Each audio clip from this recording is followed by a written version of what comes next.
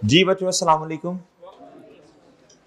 जी बच्चों ये प्री और पोस्ट बैच वालों दोनों की क्लास है मेरे प्यारे भाई। हमारे कुछ एमसीक्यूज रहते हैं IS 41 के कॉन्सेप्चुअल फ्रेमवर्क के, नहीं सीधे होकर बैठो जी, कॉन्सेप्चुअल फ्रेमवर्क के IS 41 के, और किसके बच्चों बोलो? और एक स्टैंडर्ड है मेरे प्यारे भाई, कौन सा? फाइनल अकाउंट जी, इसके हमारे एमसीक्यूज हैं। अच्छा, हमने थ्योरी पढ़नी है किसकी बच्चों? फाइनल अकाउंट की। ये मैं एजेंडा आपको आज के बता रहा हूँ बच्चों। उसके बाद मेरे प्यारे दोस्तों आपको मैंने एनालिसिस करवाना है बच्चों पिछली कोई 4-5 अटेम्प्ट्स के पास पेपर्स का। फिर मैंने आपको बताना है बच्चों कि आपने पेपर सॉल्व कैसे करना, पहले कौन सा क्वेश्चन करना और बाद में कौन सा क्वेश्चन करना। जी ठीक है बच्चों जी। अच्छा बच्चों जरा सुनिएगा गौर से बात। IS 41 के MCQ सबसे पहले निकालने, जल्दी जल्दी शाबाश। IS 41 हिम्मत करनी है, हिम्मत बच्चों हिम्मत।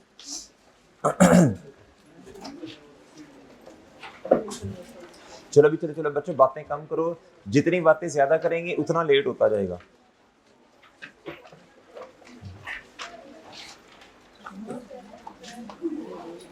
बस बच्चों बातें ना करो जी। जी ओपन कर लिया बच्चों आपने? चले शाबाश जी। कहता two which of the following items does IS, बस बच्चों बातें ना करो प्लीज, बातें ना करो, लेक्चर पूरा नहीं होगा। कहता two which of the following item does IS 41 agriculture apply. बच्चों कहता एग्रीकल्चर किस पे अप्लाई होगा IS 41 जी। कहता a change in the fair value of herd of animals relating to the unit price of animal. ये तो फेयर वैल्यू का चेंज, रीमेजरमेंट, ये तो IS 41 है ना बच्चों। Logs held in a wood yard, ये क्या होता है बच्चों? Logs held in a wood yard, ये असल में क्या होता है प्यारे दोस्तों बोलो? ये कोई फर्नीचर है जिसको बेचने के लिए, जिसको हार्वेस्ट कर लिया गया, लकड़ी प्यारे दोस्तों दरख्त में लगी नहीं हुई बल्कि उतार ली गई है, हार्वेस्टिंग, ये IS 2 है बच्चों जी।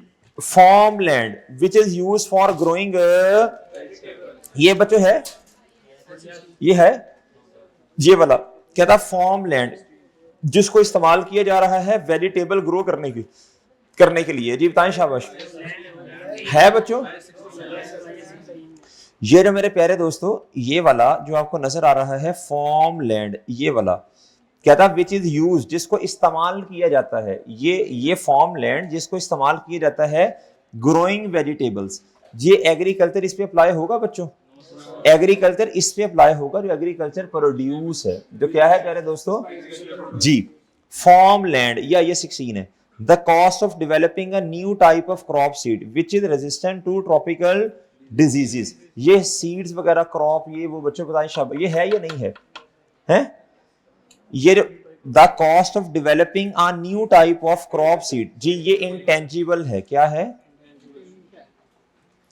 ये इनटेंजिबल है, क्या है प्यारे दोस्तों? ये इनटेंजिबल है, क्या है बच्चों शाबाश? ये इंटेंजिबल है। इंटेंजिबल क्या होता है बच्चों? सुनना गौर से, ये खैर कॉर्पोरेट रिपोर्टिंग का कॉन्सेप्ट है, सुन लें बच्चों। जब कभी वैक्सीन बनानी हो ना, वैक्सीन, तो उसका जो फॉर्मूला डिजाइन करेंगे, क्या करेंगे बोलो? जो फॉर्मूला डिजाइन करना है, जो प्यारे दोस्तों फॉर्मूला का डिजाइन है, यहाँ प्यारे दोस्तों कभी कभार ऐसा है कि मार्केट में कोई चीज एग्जिस्ट नहीं करती, जिस तरह कोई सीड है, कोई बीज है, उसको नया बनाना, उसमें रिसर्च डेवलपमेंट, ये सारे IS 38 की बातें हैं। किसकी बातें हैं बोलो? तो इसमें जवाब क्या बना फिर? ओनली वन बनेगा जी, सही है जी। IS 41 should be applied to the following when they relate. अच्छा, अब एग्रीकल्चर एक्टिविटी की बात कर रहे हैं, किसकी बात कर रहे हैं बच्चों? IS 41 should be applied to account for the following when they relate to agriculture activity। जी पढ़ के बताएं आंसर क्या बना, जल्दी जल्दी बताना है बच्चों शाबाश। एग्रीकल्चर एक्टिविटी की बात कर रहा है जी, पढ़ के बताना है, पीछे से देख के नहीं बताना जी। जी बच्चों क्या था? हाँ बायोलॉजिकल एसेट तो जारी सी बात है। Agriculture produce at the point of harvest, eight the point of harvest का मतलब है प्यारे दोस्तों ये अभी हार्वेस्टिंग होनी है जी। सर्टन गवर्नमेंट ग्रांट्स थी जी सर्टन, सारी गवर्नमेंट ग्रांट्स प्यारे दोस्तों गौर से सुनना। एक है IS 20, एक क्या है प्यारे दोस्तों बोलो? और एक है बच्चों IAS 41। सारी ग्रांट्स जो हैं वो प्यारे दोस्तों बोलो शाबाश, वो बोलो सारी गवर्नमेंट ग्रांट्स बच्चों IAS 41 में ग्रांट को रिकॉर्ड करने का एक तरीका है, क्या है बोलो, वो भी मैं समझाता हूं आगे जाके। सारी ग्रांट्स बोलो शाबाश IAS 41 की तरह डील कुछ होनी है, कुछ होनी है, कुछ होनी है, सारी नहीं होनी बच्चों, ये सही है। Land related to agriculture, land IAS 16 है बच्चों। Intangible assets related to the intangible assets IAS 38 है, क्या है बच्चों बोलो, ये समझ आया। Certain government grants, certain government grant का मतलब है कुछ ग्रांट्स जो हैं वो डील होंगी IAS 41 की तरह और कुछ IAS 20 की तरह, भी मैं समझाता हूं कौन सी जी, अभी कहा है ना समझाता हूँ आगे, इसीलिए तो कहा समझाता हूँ, समझ नहीं आई तो आगे, यही तो भाई ये लिखा हुआ है मैंने इधर कुछ ना कुछ, इसलिए तो कहा है कि कुछ ना कुछ, ये देखो ये ग्रांट, ये जी, इसलिए तो मेरे प्यारे भाई कहा है कि आगे जाके समझाता हूं जी।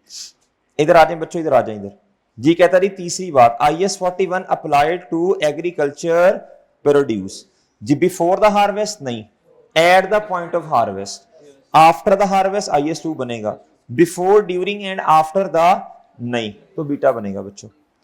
Agriculture activity is the management of biological transformation, biological transformation का मतलब क्या होता है जी प्यारे दोस्तों, जानवर छोटा था बड़ा हो गया, 2 से 3 हो जाना, क्या हो जाना, या आपने इस नीयत से प्यारे दोस्तों अपने पास एनिमल्स रखे हैं कि कल को जब बड़े होंगे तो मार्केट में बेच देंगे, ये है बायोलॉजिकल ट्रांसफॉर्मेशन, फॉर सेल के लिए है जी, बिल्कुल आप उसकी देखभाल कर रहे हैं, वो बड़ा हो गया, फिर आप उसे मार्केट में बेच देंगे, क्या था, इनटू एग्रीकल्चर प्रोड्यूस, हाँ तो ये भी मेरा ख्याल ठीक है, इनटू एडिशनल, ये बात भी ठीक है बच्चों, तो ये तो फिर सारे सही नहीं हो गए, ये क्या हो गया फिर, चार्ली बना जी, नहीं, identify whether items would be accounted for IAS 41 और नॉट, ये बताना है जी कौन कौन सी IAS 41 की तरह डील होंगी और कौन कौन सी नहीं। अब सुना जरा, जब तक हार्वेस्ट नहीं हो रही IAS 41 है, आफ्टर हार्वेस्टिंग बच्चों IAS 2 बनेगा। मिल्क है, क्या है बच्चों बोलो, ये एग्रीकल्चर प्रोड्यूस है, क्या है, अब इससे आगे चीज बनना, बटर बनना, ये सारे क्या हैं IAS 2 हैं बच्चों। कहता है डेयरी कैटल जी, बताएं डेयरी कैटल जानवर, हाँ जी है ना, मिल्क एट द पॉइंट है, इससे चीज बनी, ये नहीं है बच्चों, इधर से देख लेना कौन सा सही है, कौन सा सही है, देख लेना जी, ठीक है। Agriculture activity covers are diverse range of activities बच्चों, रेजिंग लाइव स्टॉक मतलब कि वो जानवर आ गए ना लाइव स्टॉक, यार ये क्या कर रहे हो, फॉरेस्ट्री बच्चों, जो जंगल में लकड़ी वगैरह है प्यारे दोस्तों, वो भी क्या है IAS 41। अच्छा ये जो क्रॉपिंग वगैरह ना, ये सीजनल जो क्रॉप्स होती हैं, क्या होती हैं बच्चों जी, ये है या नहीं है, ये भी है, ये भी है बच्चों, ये भी है। कल्टीवेटिंग ऑर्चर्ड्स एंड प्लांटेशन, ये है बच्चों, गौर से, कल्टीवेटिंग कल्टीवेशन करना, काटना, हार्वेस्टिंग करना, ऑर्चर्ड्स बाग को कहते हैं, एंड पौधों को, ये है, ये क्या है, ये एग्रीकल्चर एक्टिविटी है या नहीं, कल्टीवेटिंग ऑर्चर्ड एंड प्लांटेशन है बच्चों ये, चले, फूड प्रोसेसिंग तो नहीं है, ये तो IAS 2 है। ये क्या है प्यारे दोस्तों, इसके सॉल्यूशन में मुझे डाउट लग रहा है, देखना जी, मैं वही कह रहा हूं ना, मुझे पहले 3 लग रहे हैं बच्चों जी, देखें जरा क्या, अच्छा ये D है, कहता जी प्लांटेशन, ये सीजनल क्रॉप्स की बात कर रहा है, किसकी कर रहा है, अच्छा वो ना एग्रीकल्चर एक्टिविटी कह रहा, क्या कह रहा बच्चों बोलो, एग्रीकल्चर एक्टिविटी की बात कर रहा है, मैं ऑर्चर्ड से समझा हूं IAS 16, बाग IAS 16 में जाएगा, लेकिन वो कहता है इस पे होने वाली एक्टिविटी, क्या होने वाली, वो प्यारे दोस्तों फल का आना, वो फ्रूट्स का आना, उसकी बात कर रहे हैं। जो फूड प्रोसेस करनी है ना बच्चों, इधर देखें, इधर फूड प्रोसेसिंग का जो प्रोसेस है, फूड को प्रोसेस करना, ये IAS 2 है, आफ्टर हार्वेस्टिंग है जी, समझ आई बच्चों जी। कहता and undertaking should record a biological asset और agriculture produce only when, only बच्चों बोलो व्हेन, अब ये ध्यान से सुनना, अब ये आपसे पूछ रहा जी कि कब इसको रिकॉर्ड करना जी, the undertaking controls of the asset, बिल्कुल सही बात है, ये कंट्रोल होगा तभी करेंगे ना, future benefit associated with the asset will flow to the, बिल्कुल, अंडरटेकिंग का मतलब होता है एंटिटी, क्या होता है बच्चों बोलो, the fair value of cost of the asset can be measured, ये बात भी बिल्कुल ठीक है जी, ये सारी चीजें बच्चों याद है ना जी, ये सारी चीजें ठीक हैं, ये चलें जी।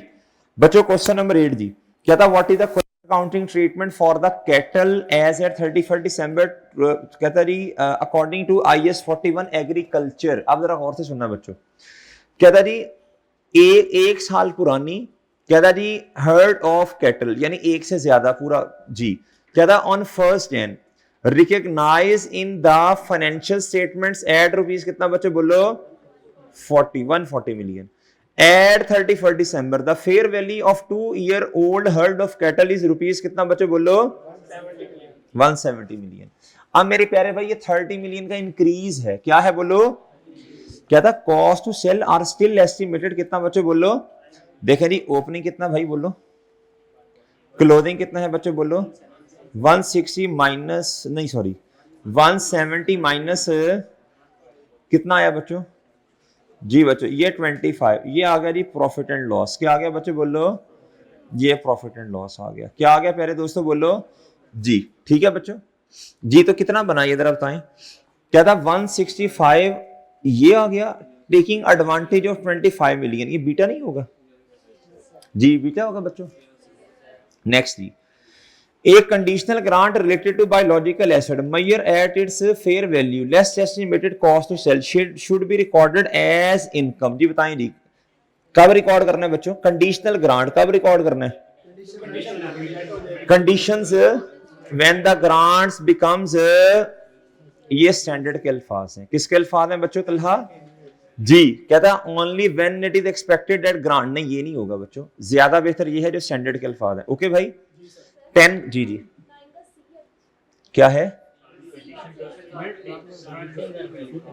9 का क्या है, क्या दरी should be recorded as income when the conditions are only when the grant becomes, कहता जी कंडीशनल ग्रांट, कहता जी to a biological asset measure at its fair value less cost to sell should be recorded as when the, ठीक है okay चले बहरहाल सही है, इसमें इतना मसला नहीं होगा, थ्योरी वाली बात है, इसको देख लीजिएगा।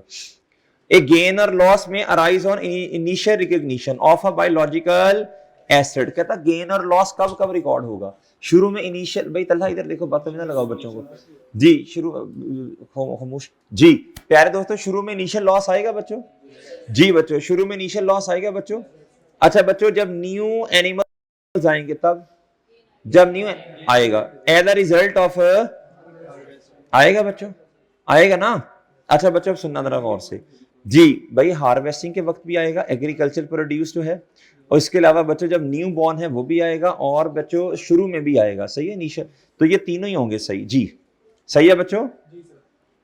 N unconditional grant related to biological assets at its, कहता fair value less cost to sell, कहता should be recorded as income when, जी बताएं इनकम कब रिकॉर्ड करेंगे, अच्छा वो ये है बच्चों only when the grant becomes, हाँ जी इनकम में तब लेके जाएंगे जब ग्रांट क्या हो प्यारे दोस्तों बोलो, इनकम में तब लेके जाएंगे, इनकम में तब लेके जाएंगे, ये है कंडीशनल, ये क्या है बच्चों बोलो जी, बिल्कुल सही बात है बच्चों, ये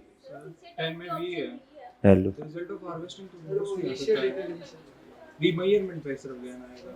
एक मिनट बच्चों, अब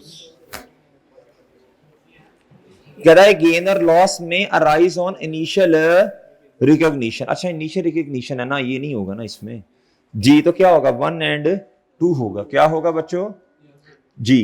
क्वेश्चन नंबर 12 पे आ रही है जल्दी जल्दी, कहता है at which amount the flock of sheep should be presented in the financial statement of WL as at 31 March 2016, कहता जी साल के एंड पे आपने बताना है, कब बताना है बच्चों बोलो जी, ये है 31 मार्च 2016, ये है जी 1 अप्रैल 2000 बोले बच्चों 16, ये ओपनिंग है, और ये क्या है प्यारे दोस्तों जी, सारा दिमाग इन मैनेजमेंट वालों ने खराब कर दिया और कुछ जी, इधर देखो इधर जी, wool limited started its business on 1 April 2015 बच्चों, on 1 April 2015 WL purchase a flock of sheep, कितने की खरीदी थी बच्चों बोलो 100 million, at 31 March 2016 the flock was valued at rupees कितना बच्चों 120, दिखने में तो 20 रुपए का फेयर वैल्यू का गेन लग रहा है, यही है ना, लेकिन every time animal are sold, कहता है there is a commission fee. कितनी कमीशन फी है भाई?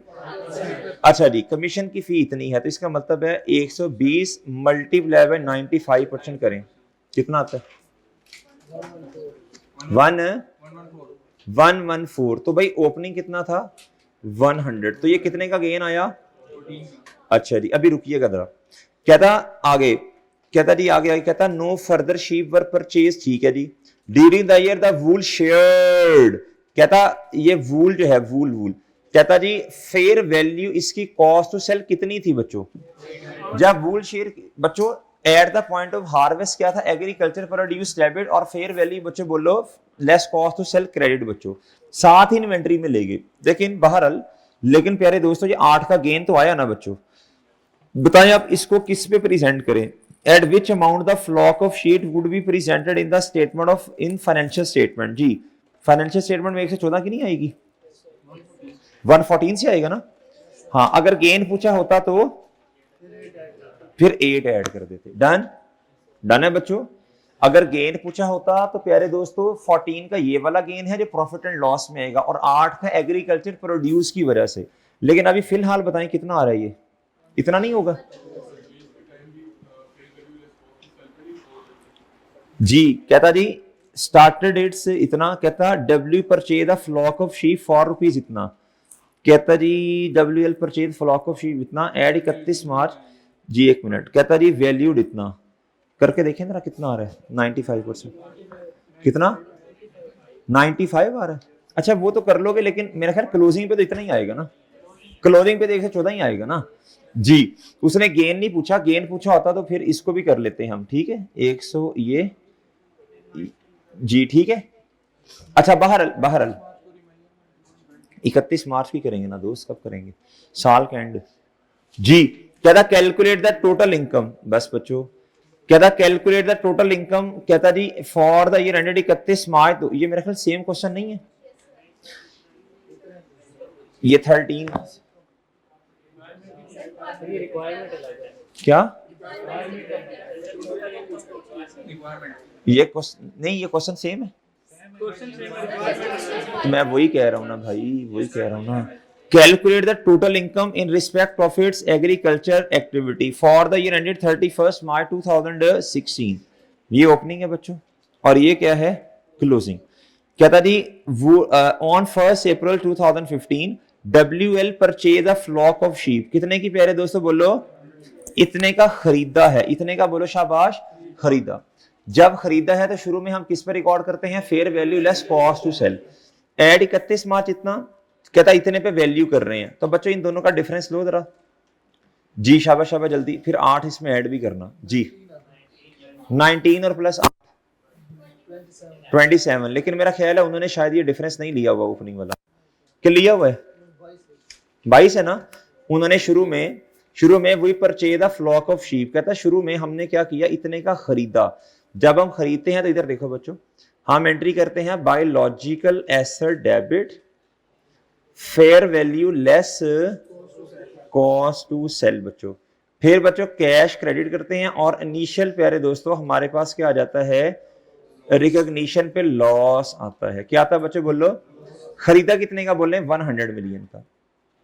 कितने का बच्चों बोलो? आगे पढ़ते हैं जी, क्या लिखा हुआ है तसल्ली से। कहता जी every time animals are sold, कहता there is a 5% commission fee payable to the डिस्ट। अच्छा भाई सही है, इसको आप 95 पे रिकॉर्ड करेंगे। कितने पे करेंगे बच्चों बोलो? ये रिकॉर्ड करेंगे। ओके बच्चों, अब जरा सुनना, गौर से सुनना बच्चों, गौर से सुनना। ये उसने प्रॉफिट एंड लॉस पूछा हमसे। क्या पूछा बच्चों? Profit and loss. ठीक हो गया सर। अच्छा जी, अब ये 95 पे हमने शुरू में रिकॉर्ड किया, कितने पे रिकॉर्ड किया बच्चों? 95। क्लोजिंग पे आइएगा बच्चों जरा, बताएं दी क्लोजिंग कितना है? 120 मल्टीप्लाई बाय 95 कितना आया? कितना गेन आया? 19 का गेन आया। ओके सर, 19 का गेन ये आ गया बच्चों। उसके बाद मेरे प्यारे दोस्तों 8 का ये आया, 27 हो गया। और ये जो लॉस आया था शुरू में, ये 22 हो जाएगा ना, ऐसे होगा। ठीक है, एंट्री कर लें जरा जी। ये किताब में इतनी डिटेल नहीं है, पिक ले लें जल्दी, शाबाश जी बच्चों। जी जी क्या क्या? ओहो चलें ये ले जी।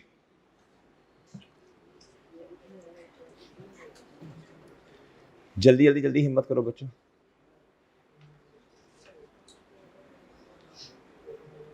जी ठीक है। अच्छा जी, क्वेश्चन नंबर 14 जी, क्वेश्चन नंबर 14, क्वेश्चन नंबर 14 भाई बस बस। What is the total amount भाई बस करो ना। What is the total amount यार, ये जो कश्मीर वाला भाई ये चुप नहीं कर रहा तू।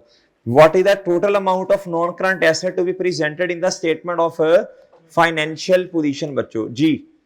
टोटल आपने क्या बताने हैं जी, स्टेटमेंट ऑफ फाइनेंशियल पोजीशन में जो नॉन करंट एसेट आ रहे हैं भाई, लैंड शैंड अगर आई तो वो भी नॉन करंट एसेट है भाई, लॉजिकल एसेट भी नॉन करंट एसेट है। कहता एम बॉट ऑयल पॉम कहता गार्डन जी ठीक है, इंक्लूड्स कहता 120 मिलियन की लैंड है भाई, लैंड लैंड 120 मिलियन ये डेप्रिशिएट नहीं होती, याद रखना ये 120 के 120 ही आ जाना है। कहता जी the garden is expected to give agriculture produce for next कितने साल बच्चों बोलो जी। ये जो गार्डन है बच्चों ये बजाते खुद ये 16 है। On 31 December 2019 this year the fair value of the garden is कितना प्यारे दोस्तों 22 मिलियन एक्सक्लूडिंग कहता ये मेरे प्यारे भाई कितना आ गया बोलो जी, ये आ गया बच्चों 20। लेकिन मजे की बात ये है एंड पे जब आप जाएंगे कहता लैंड की फेयर वैल्यू 130 हो गई, एंड पे जब जाएंगे कहता हम मॉडल ही कौन सा यूज कर रहे हैं IAS 16 के लिए बोले शाबाश, IAS 16 के लिए कॉस्ट मॉडल। तो प्यारे दोस्तों IAS 16 के मुताबिक जो कॉस्ट मॉडल है उसमें से तो आप डेप्रिसिएशन माइनस करोगे, क्या करोगे? अच्छा ठीक है जी, और ठीक हो गया, चलें करवाएं जी डेप्रिसिएशन माइनस करवाएं। बताएं जी कितने का था ये गार्डन बच्चों, ये जो लैंड के अलावा वाला पोर्शन कितने का है 30 मिलियन का, कितने मिलियन 30 मिलियन का, अदर देन लैंड कितने मिलियन का, लेस क्या करें प्यारे दोस्तों डेप्री 30 डिवाइडेड बाय कितने साल, कितने साल कितने किधर लिखा हुआ है for the next 3 years. Okay sir ये 3 साल है ना, 3 साल बताएं जी कितनी डेप्रिसिएशन आ गई, तो ये कितना आया, ये आ गई book value other than land. प्यारे दोस्तों ये 20 आ गया, इसमें लैंड ऐड करें प्लस लैंड ऐड करें, कितनी लैंड बच्चों, तो कॉस्ट मॉडल है, कॉस्ट मॉडल में फेयर वैल्यू पे नहीं लेके जाना आपने जी। 120 कितना आया, ओके डन है बच्चों, ये नोट कर लो बच्चों, नोट कर लो किताब में नहीं ऐसे जी। IAS 41 नहीं है भाई, ये जो बाग ऑर्चर्ड है ये 16 है, बेरर प्लांट्स ये 16 है दोस्त जी। इस क्वेश्चन में तो IAS 41 वाली चीज ही कोई नहीं है।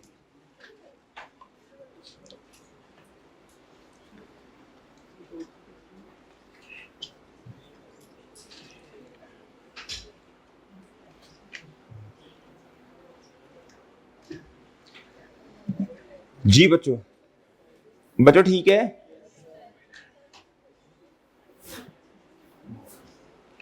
जी, सही है, चलो भाई चलो हिम्मत करो बच्चों हिम्मत। अच्छा छोड़ना मैंने अपनी मर्जी से है, मैं पहले बता रहा हूँ जी। तो क्लास भी तो 2:30 बजे शुरू करने देनी थी ना जी। नहीं ये ना को ये चवल ना मारो कि आप लेट आए हैं, आप लोगों की वजह से मैं आधा घंटा नीचे बैठा रहा हूँ 25 मिनट। हाँ तो उतना ही लूंगा इंशाल्लाह जी।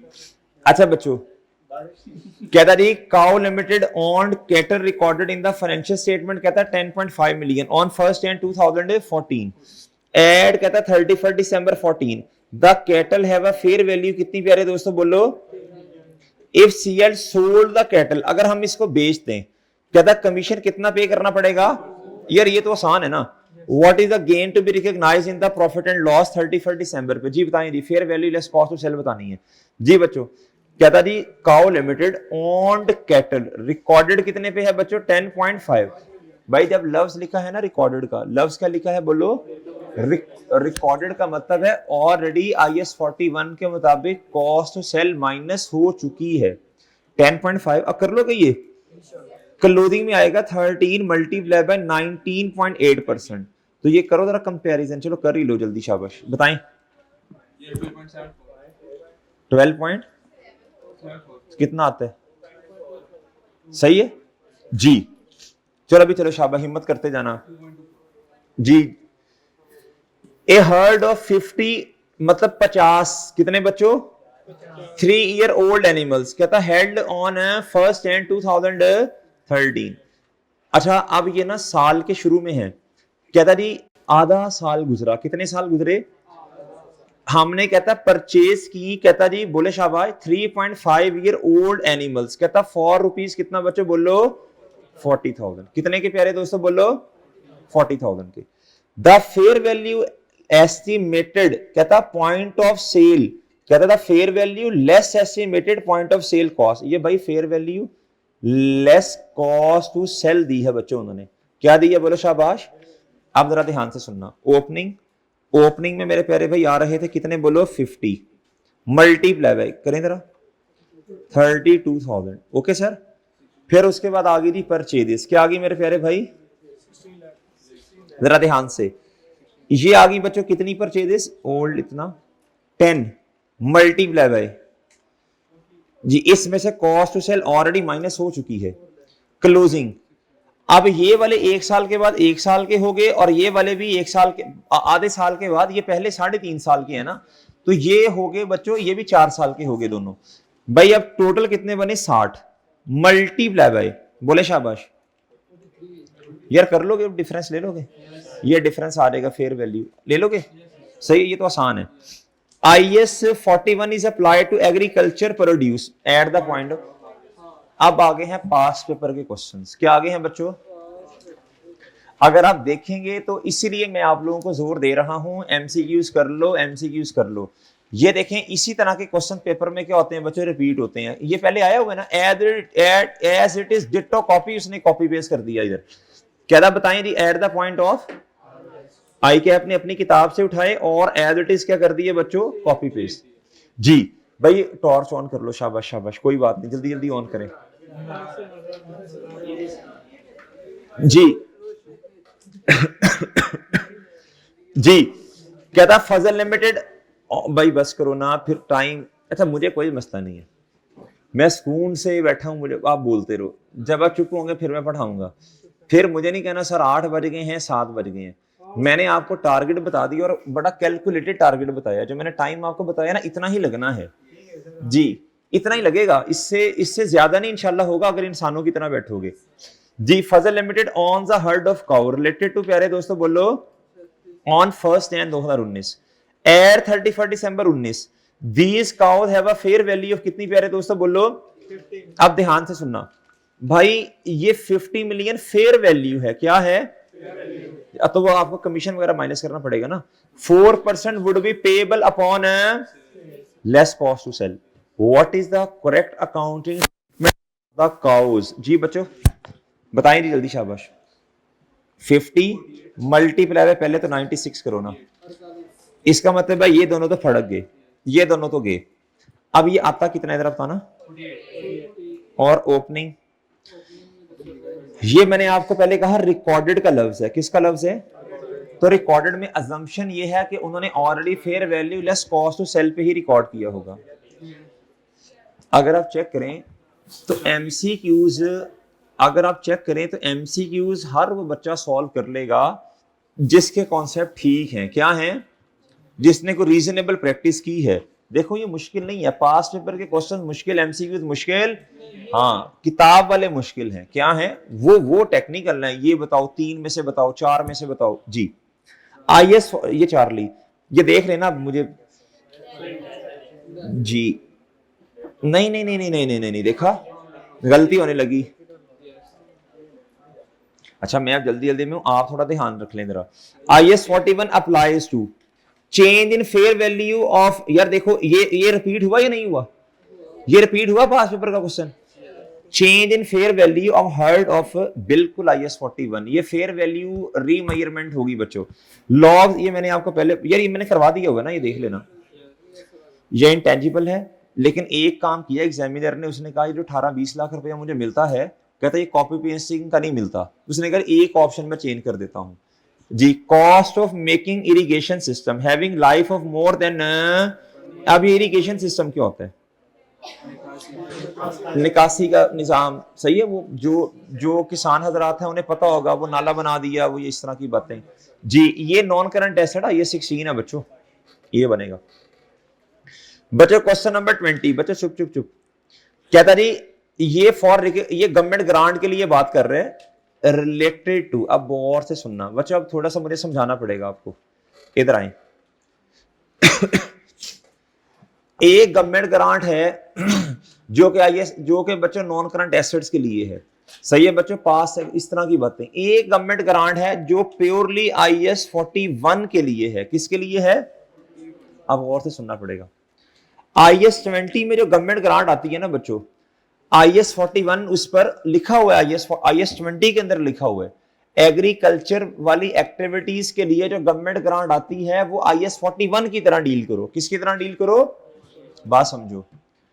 IAS 20 के अंदर जिस तरह मिसाल देता हूं, IAS 36 एक हमारा स्टैंडर्ड है, क्या है, किस चीज का, इंपेयरमेंट ऑफ एसेट्स का।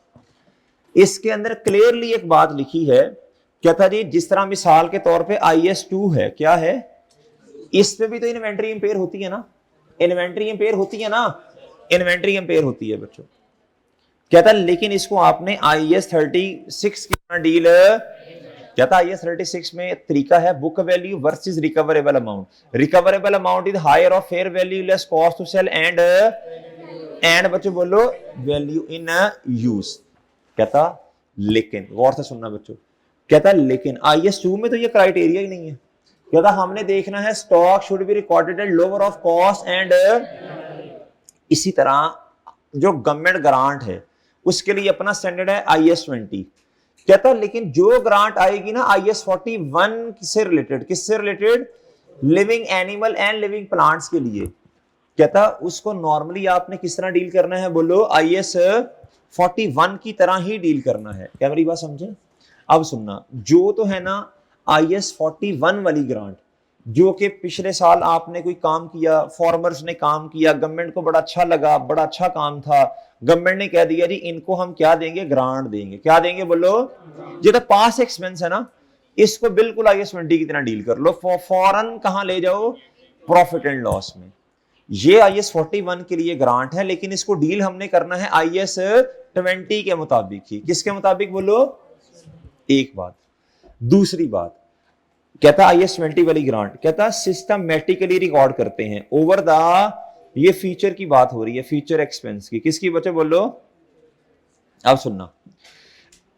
इसका मतलब है प्यारे दोस्तों, इसका मतलब है हमारी IAS 20 और IAS 41 की कोई आपस में लड़ाई नहीं है। किस ग्रांट से रिलेटेड, जो के पास एक्सपेंस है, जिसके साथ कोई कंडीशन लगाई बोलो नहीं गई। क्या मैं समझा पा रहा हूं, अच्छा जी।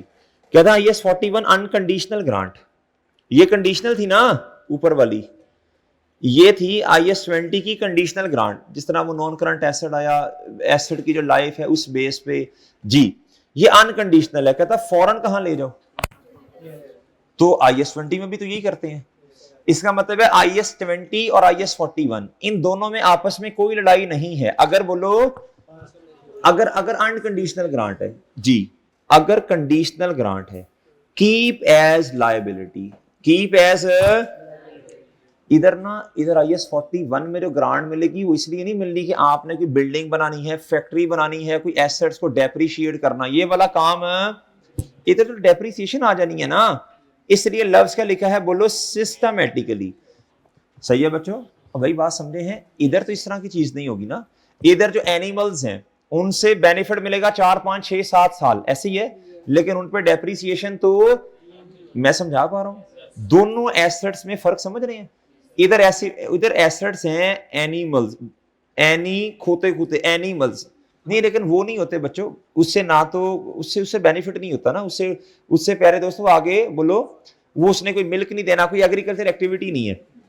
बहरहाल ले लो, खोते भी ले लो, चलो ठीक है, वो भी इधर आ गए, भाई नाराज हो गए, कहते हैं आपने मेरा नाम जो है ना वो इस तरह जी। इधर आपके पास इधर एसेट आने हैं फैक्ट्री, क्या नहीं है बच्चे बोलो, बिल्डिंग, क्या आना है बच्चे बोलो, ये सारे डेप्रिशिएबल हैं। मिसाल दे रहा हूं, ये सारे क्या हैं बोलो, और अगर की नॉन डेप्रिशिएबल है तो उस पे भी प्यारे दोस्तों एसेट्स, वो जो लैंड है उस पे बिल्डिंग बनेगी, वो भी है over the useful life of बोलो एसेट, वो क्या उसका नाम है, थोड़ा थोड़ा करके सिस्टमैटिकली डेप्रिशिएट होगा, उसी बेस पे इनकम रिकॉर्ड करेंगे।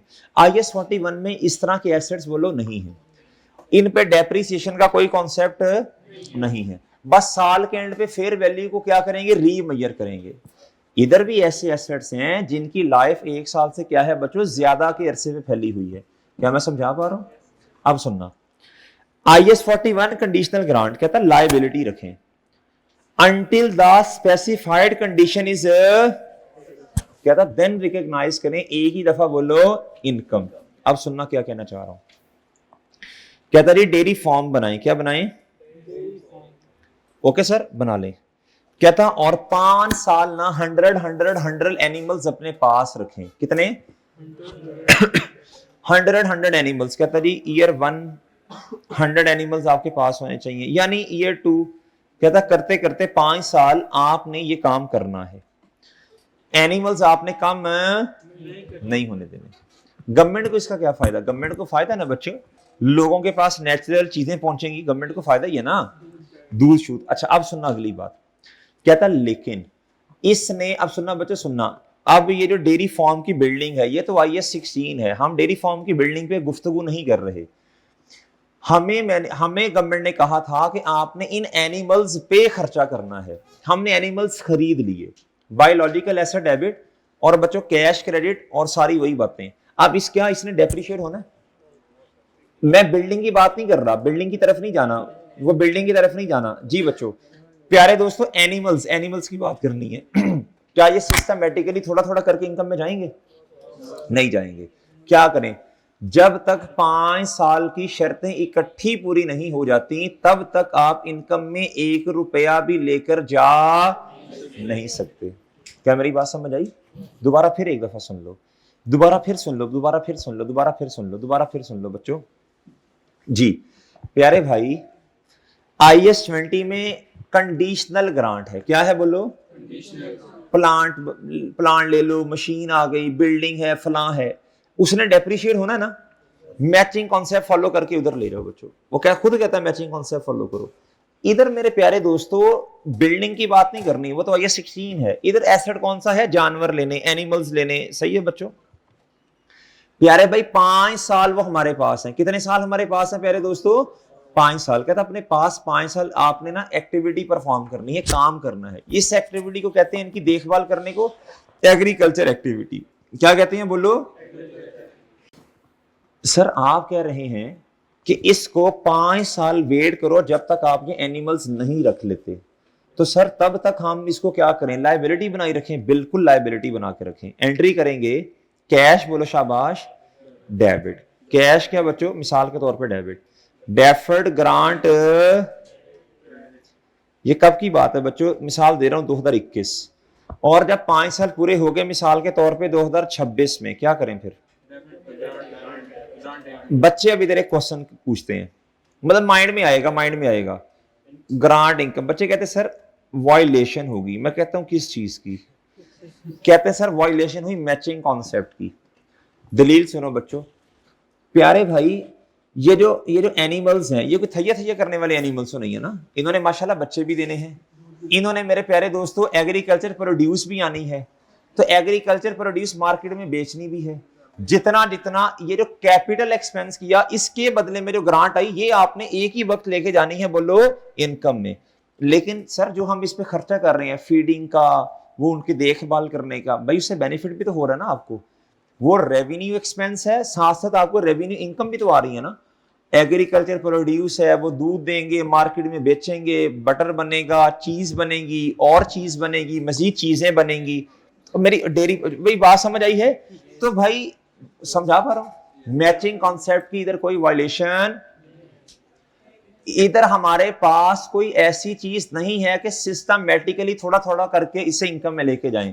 पूरी कंडीशंस प्यारे दोस्तों होने का वेट करें, और सही है बच्चों जी, फिर उसके बाद प्यारे दोस्तों क्या करें, एक ही दफा इनकम में ले जाएं। क्या मैं इतना समझाने के बाद थोड़ा बहुत समझ आया आपको कि IAS 20 वाली ग्रांट, IAS 20 वाली ग्रांट नॉर्मली किसके लिए होती है, प्रॉपर्टी प्लान एंड इक्विपमेंट के लिए होती है नॉर्मली।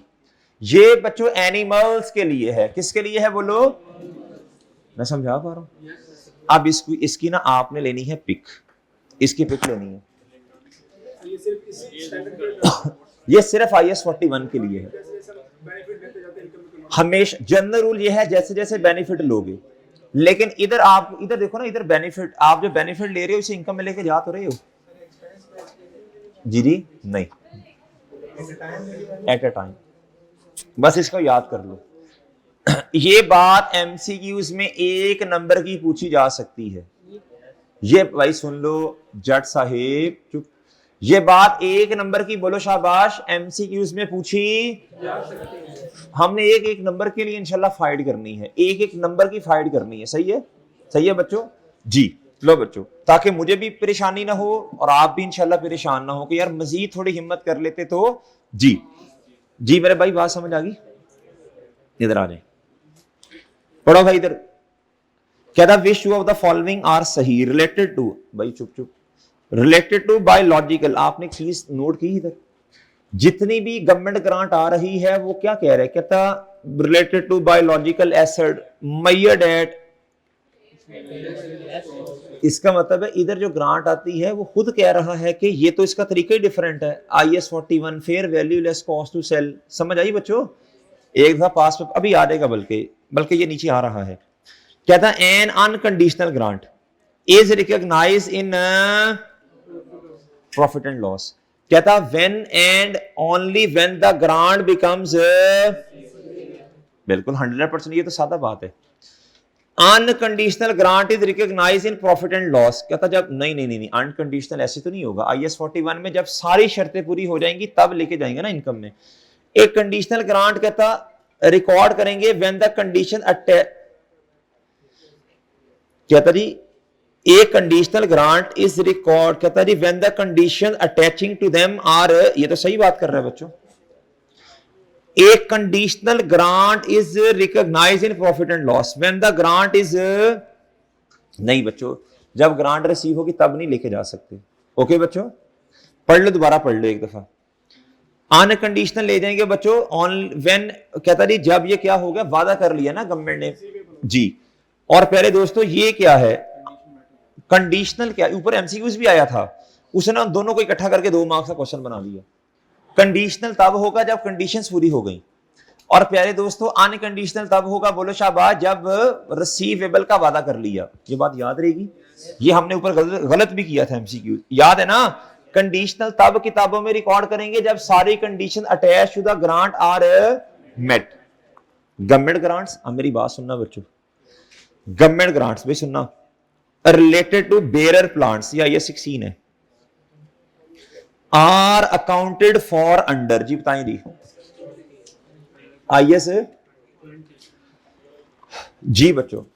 लेकिन भाई सुन लो, भाई सुन लो, अगर यही ग्रांट, हाँ जी ये बेरर प्लांट्स IS 16 है ना, ये सारे बच्चे प्रॉपर्टी प्लान एंड इक्विपमेंट के लिए जो ग्रांट्स रिसीव होती हैं वो IS 20 की तरह डील होती हैं। अगर आता प्यारे दोस्तों कंज्यूमेबल प्लांट्स के लिए ग्रांट रिसीव हुई, एनिमल्स के लिए ग्रांट रिसीव हुई, तो बच्चे फिर मैं कहता IS 41। उम्मीद है मैं शायद समझा पा रहा हूं भाई, बात समझ आई? IS 41 का अपना एक क्या है, लेवल है। क्या है बच्चे बोलो? जिस तरह आपका लेवल है। Which of the following statements are सही? भाई ये एग्जांपल हमने लेक्चर्स में पढ़ी थी। ओशन फिशिंग, हाँ जी, ओशन फिशिंग में और फार्म फिशिंग में फर्क है। ओशन फिशिंग क्या होती है? ओशन का मतलब प्यारे दोस्तों, मिसाल के तौर पे ये जो दरिया में समुद्र में मछली है, इस पे हम कोई एग्रीकल्चर एक्टिविटी बोलो नहीं करते बच्चों जी। मेरे प्यारे भाई, जिस स्टेज पे एग्रीकल्चर एक्टिविटी परफॉर्म ना हो वो प्यारे दोस्तों बोलो शाबाश जी। वो देखो भाई सादा सी बात है, आपने कोई काम ही नहीं किया, मेहनत ही नहीं की, हिम्मत ही नहीं की, तो एग्रीकल्चर एक्टिविटी नहीं है ये। बायोलॉजिकल एसिड आर नॉट, पागल हो गए, बायोलॉजिकल एसिड्स डेप्रिशिएट होते हैं। एक्सेप्शंस बताएं।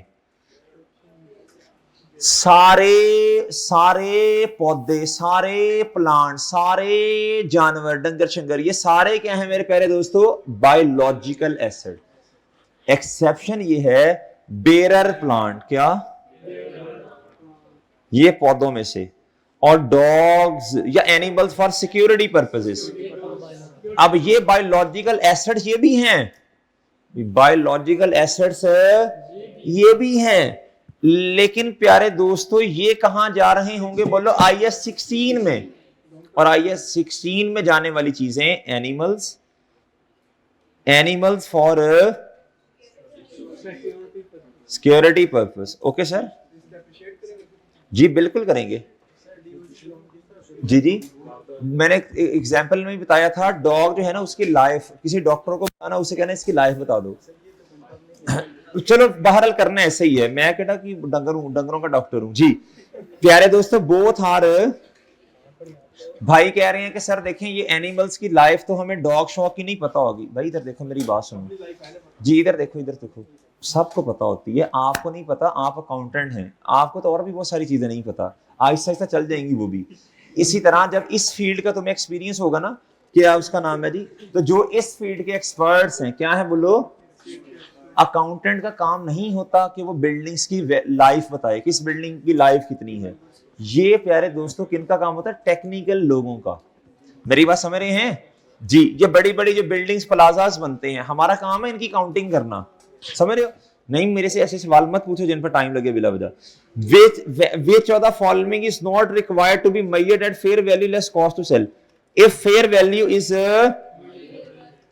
जो नहीं होती, जल्दी जल्दी बताओ बच्चों, बायोलॉजिकल एसेट होते हैं बच्चों, ये होते हैं बच्चों, बायोलॉजिकल एसेट ये भी होते हैं बच्चों, agriculture produce at the end of, ये भी होता है एट द पॉइंट, क्या था, agriculture produce at the end of each reporting, ये समझ नहीं आया, समझा दो। एग्रीकल्चर प्रोड्यूस फॉरन कन्वर्ट हो जाती है किस में, eight the point of harvest, का मतलब है सिर्फ उस 1 मिनट के लिए बच्चों, वो जो असल में ना हमने निकालना है गेन, क्या निकालना है, प्रोड्यूस डेबिट गेन क्रेडिट। फॉरन कहां ले जाओ, कभी भी याद रखना, एग्रीकल्चर प्रोड्यूस प्यारे दोस्तों किताबों में बायोलॉजिकल एसिड के तौर पे हमारे पास नहीं आती, कभी भी किताबों में एग्रीकल्चर प्रोड्यूस नहीं आती, कभी भी नहीं आती, कभी भी नहीं आती। ये जब तैयार होगी फौरन कहां चली जाएगी बच्चों, इन्वेंटरी। सर मिसाल के तौर पे जी, इधर देखना प्यारे दोस्तों, मैंगो ट्रीज लगे थे, क्या लगे थे जी, दरख्त के ऊपर। दरख्त जो है वो बेरर प्लांट है उसका ना, वो स्क्रैप के तौर पे लकड़ी उसकी बिकती है। अच्छा आगे सुनना भाई, आगे सुनना, 2025 के एंड पे बच्चों, हमने साल के एंड पे बच्चों वो मैंगोज उतारे। सर आप अब ये ना कहना सर सर्दियों में होते नहीं है, इग्नोर करो इन बातों को जी। प्यारे दोस्तों इधर गौर से सुनना, हमने साल के एंड पे क्या किया बच्चों, वो मैंगोज उतारे। क्या किया बच्चों, जब उतारा तो एग्रीकल्चर, उतारने से पहले जो वैल्यू लगी, produce agriculture produce debit fair value gain credit, foreign agriculture produce को क्रेडिट करके इन्वेंटरी में ले गए, कहां ले गए, ओके सर, ओके बच्चों जी। Calculate the amount that will be taken to profit and loss for the year ended 31 December 2020 बोले 1। यार कर लोगे अब खुद ही, ये आसान है, मुश्किल नहीं है। 20 एनिमल्स हैं, कहता रिकॉर्ड कितने पे किए, ऑन 1 जुलाई 2021 10 एनिमल्स मजीद आ गए। डिटो कॉपी क्वेश्चन किया हमने इस तरह का, डिटो कॉपी। लेकिन इधर मसला पता क्या है, इधर देखो आपने गलती करना, इधर देखो ओपनिंग बताएं बच्चों कितने पे, 8 लाख पे, कितने पे सर, लेस कॉस्ट तो सेल करते हैं, क्यों करूं एजम्पशन लेनी, सही रिकॉर्डेड है भाई। फिर उसके बाद 10 एनिमल्स मजीद आ गए जी, कितने से, जल्दी जल्दी हिम्मत करो भाई, मल्टीप्लाई बाय कितना जी, 50,000। कितना प्यारे दोस्तों, मल्टीप्लाई बाय 50,000 कितना आ गया जी, ओके जी। अब साल के एंड पे आए, अब सुनना, ये 1 साल वाले कितने साल के हो गए, 2 के, और ये जो 1.5 ईयर्स वाले हैं ये भी कितने के हो गए, 2 के। कहता जी फेयर वैल्यू दाफ ऑन 31 दिसंबर, फेयर वैल्यू कहता 1 साल वालों की है इतनी और 2 साल वालों की है इतनी। तो भाई सबको 70,000 से मल्टीप्लाई कर दें, कॉस्ट टू सेल उसने ऑलरेडी माइनस की है, ओके सर। तो पास पेपर के क्वेश्चन मुश्किल तो नहीं है भाई, क्या ख्याल है आपका, ठीक है। आगे बस Government grant related to biological asset measured at its cost less accumulated depreciation is accounted for under G IS 20. Okay sir, government grant, government grant क्या था जी, रिलेटेड टू बायोलॉजिकल एसेट, इधर तक तो आया IS 41 आर मेजर्ड एट। अब exception की बात कर रहा है, किसकी बात कर रहा है प्यारे दोस्तों बोलो, अब एक्सेप्शन। अब प्यारे दोस्तों क्या है ये IS 16, क्या प्यारे दोस्तों बोलो, जनरल रूल ये है, जनरल रूल ये है बायोलॉजिकल एसेट्स डील होंगे अपने स्टैंडर्ड के मुताबिक जो कि है IS 41। बच्चों ये बात ठीक होगी इधर तक। प्यारे दोस्तों आगे है, कहता जी लेकिन वो वाले जिस पे प्यारे दोस्तों डेप्रिसिएशन आती है, क्या आती है बच्चों बोलो, वो डील होंगे बच्चों किसके मुताबिक, IS 16 पे गवर्नमेंट ग्रांट का कोई तस्करा नहीं है, IS 20 जनरल रूल ये है, जितना मर्जी समझा लो, जितनी गवर्नमेंट ग्रांट आई है प्यारे दोस्तों बायोलॉजिकल एसेट के लिए नहीं बल्कि बोलो अदर देन बायोलॉजिकल एसेट्स, बच्चों जनरल रूल ये है IS 20 के मुताबिक डील होंगे, किसके मुताबिक, लेकिन अगर ग्रांट आई है अदर देन बायोलॉजिकल नहीं बल्कि बायोलॉजिकल के लिए, तो जनरल रूल ये है IS 41 के मुताबिक डील होंगे। मेरी बात समझे हैं, जनरल रूल ये है। अब वो कह रहा है गवर्नमेंट ग्रांट बायोलॉजिकल एसेट के लिए आई है, लेकिन कहता वो वाले जिनको आप ना कॉस्ट लेस एक्यूमुलेटेड डेप्रिसिएशन करते हैं, तो बताएं दी वो फिर किसके मुताबिक होंगे, IS 20। तो आंसर क्या बना बच्चों जी, अल्फा या डेल्टा, अल्फा, अल्फा ये wish of the following asset required the application of IS 41, animal kept bye जू, बच्चों ये तो वो रिक्रिएशनल पर्पस के लिए है ना, IS 16, parrots kept by restaurant to attract more customer, recreational purpose, तोता होता है ना मियां जी, birds kept for sale by a pet, हाँ ये बेचने के लिए होंगे, ये तो इन्वेंटरी नहीं बेचने के लिए, नहीं बर्ड्स केप्ट हैं तो एनिमल्स ना, कहता जी बाय अ, जी अच्छा चलो ट्रेडिंग भी अब दो बताने तो है ना कोई ना कोई, तो पहले वाले तो एनिमल्स बाय जू, ये तो कंफर्म में नहीं है बच्चों, क्या था है, parrots kept by restaurant to attract, ये भी नहीं है बच्चों, रिक्रिएशनल है, हैंड्स केप्ट बाय फूड, ये तो है, दूसरा कौन सा है, जरी सी बात है यही दो बनते हैं और तो कोई बनता ही नहीं है बच्चों, पहले दो तो IS 16 है प्यारे दोस्तों जी। यार अब दो बताने हैं ना, क्या करें फिर बताओ जी, कहता बर्ड्स जो हमने परिंदे खरीदे हैं, kept for sale by pet shop, ठीक है मानता हूं ये इन्वेंटरी है, लेकिन अब दो बताने हैं, क्या करें फिर, यही बचेगा ना, तो क्या करें, अब ये एक नंबर का है एग्जाम में आया, क्या करें फिर बताओ, एक दफा फिर क्या कर सकते हैं बच्चों जी। बच्चों कहता जी इधर देखें, द अमाउंट टेक, असल में तो बनता D है, इसका क्या बनता है बच्चों बोलो, D बनता, लेकिन पहले दो तो किसी सूरत में नहीं आ सकते ना बच्चों, इसका तो चलो फिर कोई 10-20% चांस, वैसे ये IS 2 है, क्या है, पेट शॉप क्या होती है बच्चों, जिनका मेन काम ही परिंदों को क्या करना है बच्चों, बेचना, ये IS 2 है नॉर्मली, लेकिन अब क्या करें मजबूरी है, क्या है बोलो शाबाश भाई, चुप।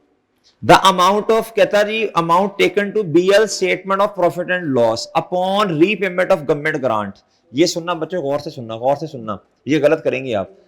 कहता beautiful limited operates a large dairy farm in 2022, government से ग्रांट आई, सही है बच्चों, डेयरी फार्म के लिए। अब ये मैं अभी आपको शर्तें बता के आया हूं, डेयरी फार्म वाली किसके मुताबिक डील होगी, कहता 30 मिलियन की, कहता adopts an organic cattle feed system, कहता जी हम असल में चाहते हैं कि आप इनको जो मेडिसिन है ना वो ऑर्गेनिक तरीके से लेके चलें, किस तरीके से बच्चों जी, कहता ड्यू टू, कहता फॉर द नेक्स्ट 5 years, अगले 5 साल, जट इधर देख ले इधर, if BL discontinues the organic cattle feed system at any time during, कहता 5 साल, कहता अगले 5 सालों में अगर ये काम ना किया, BL will have to repay the entire grant immediately, अच्छा मेरी बात सुने, अब ये जो कैटल शेटल है ये वो फलां, ये 41 के मुताबिक है ना, जब तक 5 साल पूरे नहीं हो जाते बोलो हम इनकम में 1 रुपया भी लेकर, ये भी मैंने समझाया ऊपर इन 2024। अच्छा ये ना भी समझ आए ना तो अब इसी तरह ही करना है, अब पेपर्स में टाइम कम है, अब समझने वाली बातें नहीं है इतनी। In 2024 entire grants become repayable due to non compliance. जी बताएं जी, कैश क्रेडिट डेबिट क्या होगा? 1 रुपया भी अभी इनकम में लेकर नहीं गए, आफ्टर 5 साल इकट्ठा लेके जाना था, ये कोई डेप्रिशिएबल एसेट नहीं है जिसे सिस्टमैटिकली लेके जाना है, तो कितना होगा? अगर यही होता फैक्ट्री के लिए, बिल्डिंग के लिए, फिर मेरा ख्याल है कैश क्रेडिट और प्यारे दोस्तों डेफर्ड ग्रांट 18 मिलियन की अभी भी किताबों में पड़ी होती ना, फिर ये होता ना हर साल 6-6 रुपए। सही है? अच्छा जी, द अमाउंट भाई बस यार, the amount to be charged to profit and loss upon initial recognition. जी जट बहुत दफा तुम्हें मना कर दिया है, तुम नहीं हट रहे। जी बच्चों तो बाद में समझाई ना, तो टीचर बाद में मेरा चांद बनी आफ्टर क्लास। जी भाई by logical asset debit, cash credit और प्रॉफिट एंड लॉस। जी ये कर लोगे, ये हो जाएगा इंशाल्लाह। बस एक चीज का ख्याल करना, भाई ये जो है ना, ये खरीदे कितने के हैं? 51,000 के। मैं करवा देता हूं यार 51,000 के, ठीक है। अब सुनना अगले, कहता जी फेयर वैल्यू ऑफ रुपीज कितना प्यारे दोस्तों बोलो? खरीदे ज्यादा के हैं 51,000 के, तो कैश तो इतने से चला गया ना, फेयर वैल्यू 50,000 है। 2% कमीशन दिया खरीदते हुए from a near by market, कहता लेकिन बेचते हुए ब्रोकर को कमीशन कितना देना पड़ेगा? From the seller. कितना देना पड़ेगा बोलो? तो बताएं जी, ये 2% ना ले लेना कहीं। जी बताएं, 50,000 multiply by fair value multiply by कितना आया? 485। कितना लॉस आ गया? 1500। नहीं यार 1500 कैसे आया? 2500 नहीं सही। ये क्या ऐसे रख, कोई बात नहीं, 1 मिनट वो 40 वो ये 40 था ना यार, अभी आ जाएगा भाई। अच्छा इधर देखना, अच्छा इधर देखना, कोई बात नहीं, जब उस्ताद ने अपनी बात जस्टिफाई करनी हो फिर वो ऐसे करते हैं। भाई ये देखो ना, मैं तो ये कह रहा था, बताएं, लेकिन ये तरीका ठीक नहीं है, फॉर्मेट चेंज नहीं करते कभी भी, जिद पे नहीं अटते बच्चों, जिद पे नहीं अटते, जो हमारा तरीका है उसी पे चलो। नहीं समझ नहीं आई ना, मेरी तसल्ली नहीं हुई भाई। मल्टीप्लाई बाय 40, बताएं जी कितना? 194। अगे भी तो बोलना।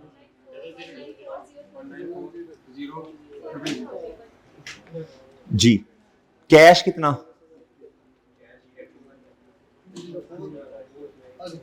है? अब ये बताओ, ओके ठीक है, चलो। Which of the following statement is सही? Biological asset are those that are harvested as agriculture produce.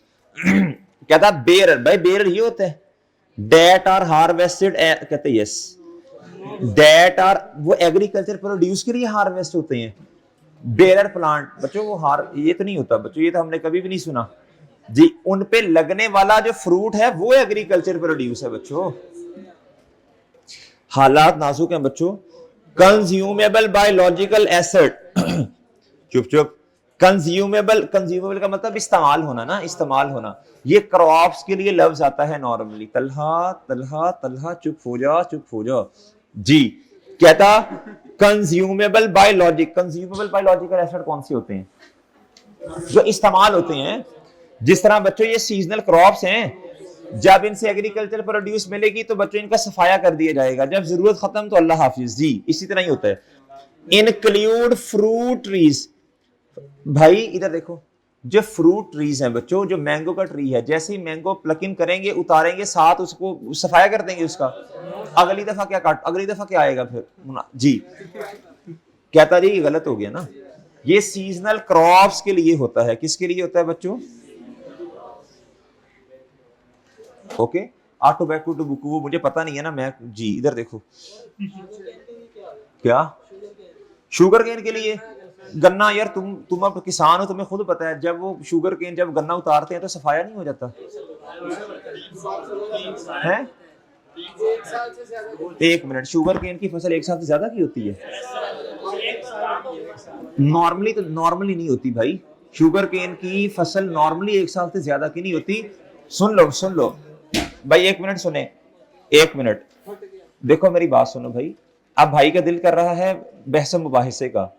इधर देखें, जो जो शुगर केन की फसल है मेरे प्यारे दोस्तों, देखो मैं मेरा चार्टर्ड अकाउंटेंसी से ताल्लुक है, इससे नहीं है, लेकिन मैं फिर भी थोड़ा समझाता हूं आपको। जो शुगर केन की फसल है, ये एक ऐसी फसल है जो पूरे 12 महीने होती है। जो क्या होती है बच्चों? सर्दियां, गर्मियां, बहार, खिजां, ये पूरे 12 महीने कभी भी हो सकती है।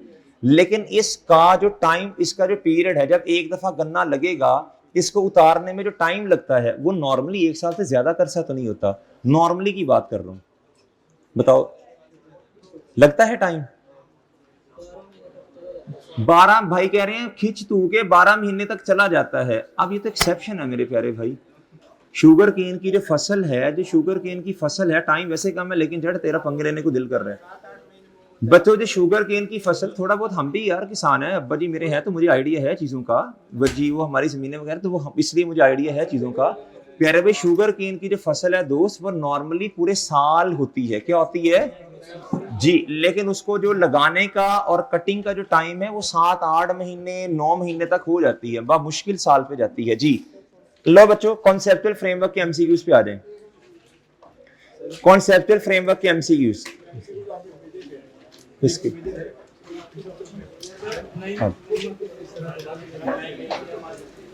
कॉन्सेप्चुअल फ्रेमवर्क एमसीक्यूज कब भेजे थे मैंने भाई? इधर सुने, कॉन्सेप्चुअल फ्रेमवर्क एमसीक्यूज थे आपके पास? हैं?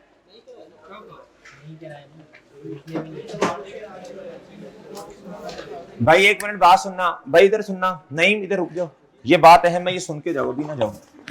इधर देखिए,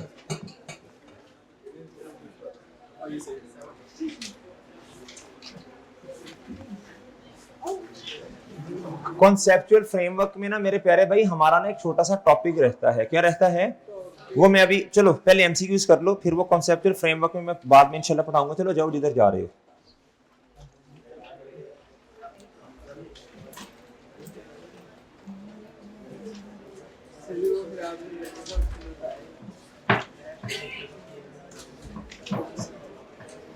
बच्चों बस भाई इधर देखें, बच्चों चुप चुप। क्वेश्चन नंबर 42 बच्चों याद रखना, इधर देखना। अंडर हिस्टोरिकल कॉस्ट, अंडर क्या प्यारे दोस्तों? जब एसेट को रिकॉर्ड करते हैं, इसमें ट्रांजैक्शन कॉस्ट ऐड होती है। क्या होती है बच्चों?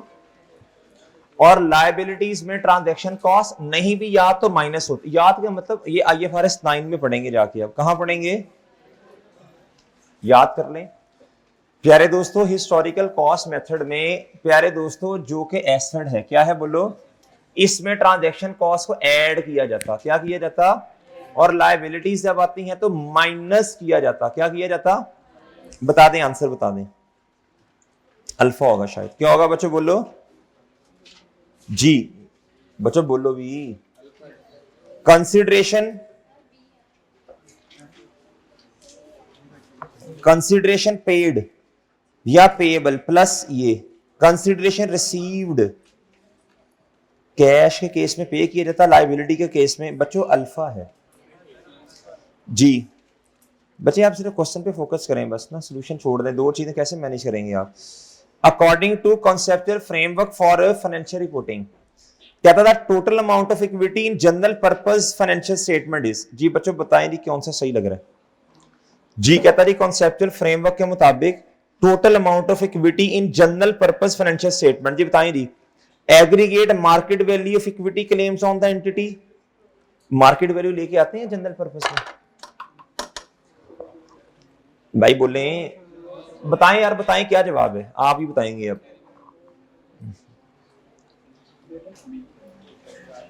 जी बताएं जी। कहता एग्रीगेट मार्केट वैल्यू, ये तो इधर से गलत हो गया ना, मार्केट वैल्यू इधर कहां से आ गई जी। Carrying amount of all recognized assets less carrying amount of all recognized, ये मुझे कुछ सही लग रहा है। Aggregate amount raise by selling all asset less, कहता बोलो नहीं, ये तो सही नहीं है। Amount that could be raise by settling the entity as a whole going concern, going concern के बारे में अभी नहीं, बीटा नहीं सवाल जवाब इसका। नॉर्मली हम क्या कहते हैं, टोटल एसेट माइनस टोटल, ये कॉन्सेप्चुअल फ्रेमवर्क में इक्वेशन भी थी, total asset minus total liabilities is equal to equity. इधर नॉर्मल तरीके के साथ ही बच्चों चीजें आ रही होती हैं जैसे फाइनल अकाउंट में आती हैं जी। गोइंग कंसर्न छोड़ो, गोइंग कंसर्न समझाता हूं अभी जाके, फाइनल अकाउंट में समझाता हूं। According to conceptual framework for financial reporting the historical cost of an asset is updated over time to reflect, बच्चों सुनना, हिस्टोरिकल कॉस्ट में क्या होता है, कॉस्ट इसमें एडजस्टमेंट करते हैं किसकी, डेप्रिसिएशन की, इम्पेयरमेंट की, इसको फेयर वैल्यू के मुताबिक तो नहीं डील करते ना आप, तो आंसर क्या बनेगा, डेल्टा। जी बच्चों अब ये आपने बताना है बच्चों, बस बस बस बच्चों, एक फाइनेंशियल इंफॉर्मेशन में लाजमन कौन कौन सी दो बातें होनी चाहिए, रेलिवेंस और फेथफुल, ये मेरा ख्याल सही है बच्चों, रेलिवेंस एंड कंपेरेबिलिटी, कंपैरिजन से क्या होता है, comparability enhancing quality that makes accounting information, बिल्कुल कंपेरेबिलिटी से बच्चों इनहेंस होती है कंपेरेबिलिटी, वेरीफाइबिलिटी, टाइमलीनेस, अंडरस्टैंडेबिलिटी, दोनों सही है। Which are the following not included in the conceptual framework for, जी बताएं जी, कॉन्सेप्चुअल फ्रेमवर्क में जो बातें हमने की, इधर देखना ऑब्जेक्टिव क्या है किया हमने, इसका ऑब्जेक्टिव क्या है, आईएएसबी को बेनिफिट देता है, ऑडिटर्स को असिस्ट करता है, सही है, ट्रांसपेरेंसी होती है, ये ऑब्जेक्टिव पढ़ा हमने। बच्चों आगे कहता structure and content of financial statement, finance content कहता जी प्रॉफिट एंड लॉस में कम से कम ये चीजें आनी चाहिए, फाइनेंशियल इस तरह की बातें तो हमने कहीं भी नहीं पढ़ी। कहता एलिमेंट्स ऑफ फाइनेंशियल स्टेटमेंट पढ़े, क्वालिटेटिव कैरेक्टरिस्टिक्स पढ़ा हमने, तो जो नहीं है बच्चों वो जवाब है, ठीक है। इधर जो फाइनेंशियल स्टेटमेंट्स बननी है वो नॉर्मल तरीके से ही बननी है, वो IAS 1 में लिखा है, कहां लिखा है, Which two of the following are considered fundamental qualitative characteristics, ये और ये, ठीक है। ये जो क्वेश्चन है ना 36 से लेके ऊपर बच्चों 32 तक, ये निशान लगा ले, मैं भी पढ़ाता हूं आपको, छोटी सी सेपरेट रिकॉर्डिंग करवाऊंगा, बड़ा इंपॉर्टेंट है ये 32 से लेके 36 तक, ये 5-6 जो क्वेश्चन है दीदी, बस ये 15 मिनट में खत्म हो रहा है एक ही दफा। बच्चे फिजिकल कैपिटल मेंटेनेंस आ गया, क्या आ गया, अब ध्यान से सुनना भाई, सुनना, चुप हो जो, ये है प्रॉफिट, क्या है मेरे प्यारे दोस्तों बोलो, प्रॉफिट। जी भाई इधर देख लो तल्हा, इधर देख लो, ना करो ऐसे, आखिरी क्लास है, ना कर मेरा चांद, इधर देखो इधर जी। आखिरी क्लास में ना बच्चे बहुत खुश होते हैं, हमारी जान छूट रही है, और हम परेशान होते हैं कुछ चीज रह ना जाए, कुछ चीज रह ना जाए जी। ये भाई ध्यान से सुन लो बातें, ध्यान से सुन लो।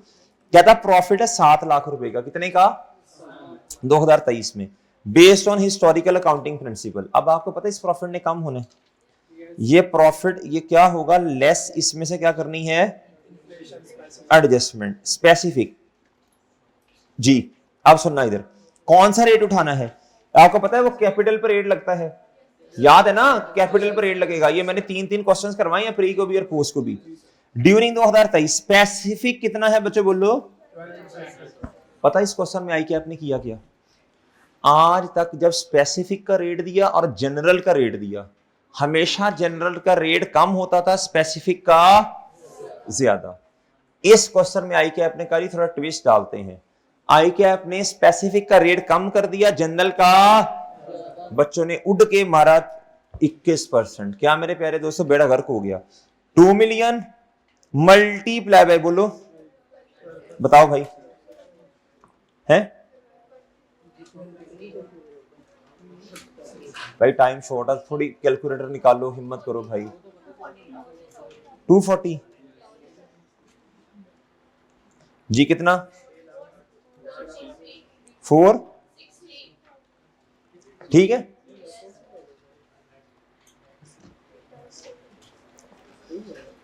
यार ये जट भाई 31 नंबर क्वेश्चन है, ये आपके पास पुरानी किताब है, ढूंढ लो एक दफा यार।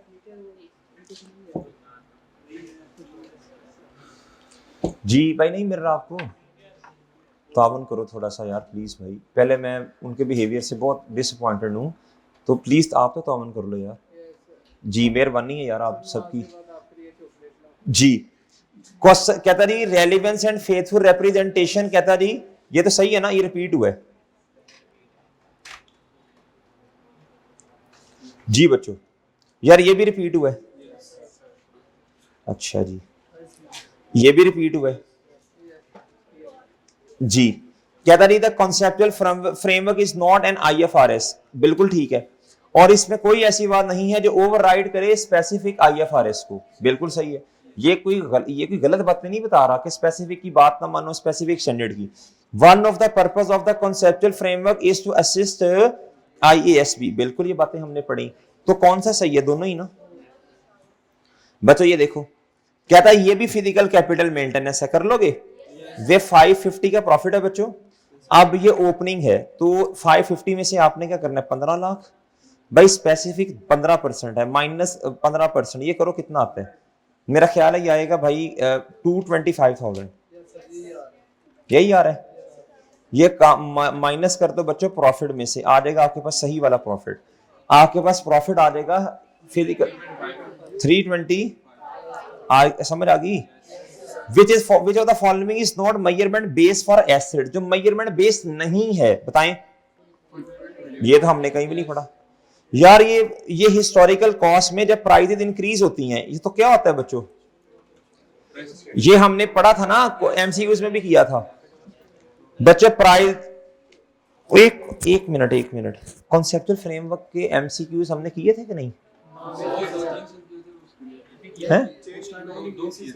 किसके प्री बाइबल है, तुम बताओ, नहीं किए। हाँ ये फिर हमने हाँ ये हमने फिर ना वो ट्रू एंड फॉल्स में पढ़ा था शायद, है ना, क्या था, profit will be overstated and asset will be, याद है, ये आप खुद कर लोगे फाइनेंशियल कैपिटल मेंटेनेंस। लो जी मैं ही करवा देता हूं, ये 480,000 है जी। मेरी वजह से कोई बच्चा ये ना कहे कि सर जी ये करवा देते ना आप तो ये सही हो जाता जी। लेस मेरे प्यारे दोस्तों 1.1 मिलियन बच्चों, इसमें जनरल आएगा या स्पेसिफिक आएगा, जनरल 12% है जी। कितना मैं डायरेक्ट कर रहा हूं अब, मल्टीप्लाई बाय जी 12% जी, बताएं हैं, एक मिनट 1, चलो बताओ कितना आता है। ओके बच्चों चले जी, which of the two are not fundamental qualitative, तो ये दोनों तो हैं, ये दोनों नहीं है, ये इनहेंस करते हैं, क्या करते हैं बच्चों जी, ये बताओ क्वालिटेटिव कैरेक्टरिस्टिक्स बतानी है, क्वालिटेटिव, ये दोनों ना, ये दोनों है ना जी। बच्चा what is the carrying amount that should be shown in the under current cost method, भाई मैंने आपको बताया था करंट कॉस्ट में आप एसेट की वैल्यू बढ़ा लोगे। एसेट है बच्चे पहले 5 लाख का, अब कितने का है 600,000, भाई याद है कि नहीं, लेस अक्यूमुलेटेड डेप्रिसिएशन, इस बेस पे आप डेप्रिशिएट करोगे 6 लाख। रेजिडुअल वैल्यू है बच्चों, रेजिडुअल वैल्यू 10% ऑफ इट्स और करंट कॉस्ट, कहता चाहे करंट कॉस्ट है चाहे हिस्टोरिकल कॉस्ट, कहता ये 10% है, 10% 60,000 बनता ना आजकल। अच्छा जी बच्चों जिंदगी कितनी है इसकी 5 साल, साल कितने गुजरे 1 अक्टूबर 2012 और फिर आएगा 1 अक्टूबर 2013 और तकरीबन ये 1 अक्टूबर 14, 2 साल गुजरे, ठीक है भैया जी, भाई ठीक है, भाई ठीक है, चुप चुप बैठा क्या है, अच्छी बात है चुप चुप बैठा है तो जी। जी इधर देखो, इधर आए, ओके डन है बच्चों, डन बच्चों पढ़ लो, एक दफा पढ़ लो, फिर जितनी मर्जी टिटो पार्टी करना मैं नहीं रोकूंगा जी, ठीक है, फिर आप सेलिब्रेशन करना जो मर्जी करना, ठीक है, एक लिमिट के दायरे में रहते हुए मैं नहीं रोकूंगा। अभी पूरा फोकस पढ़ाई पे करो, क्या करो जी, अभी अभी फोकस करो, अभी फोकस करो, अभी समझो कि है ही दुनिया में कुछ और है ही नहीं, सिर्फ कॉन्सेप्चुअल फ्रेमवर्क चल रहा है बस, और कोई चीज जिंदगी में एग्जिस्ट नहीं करती।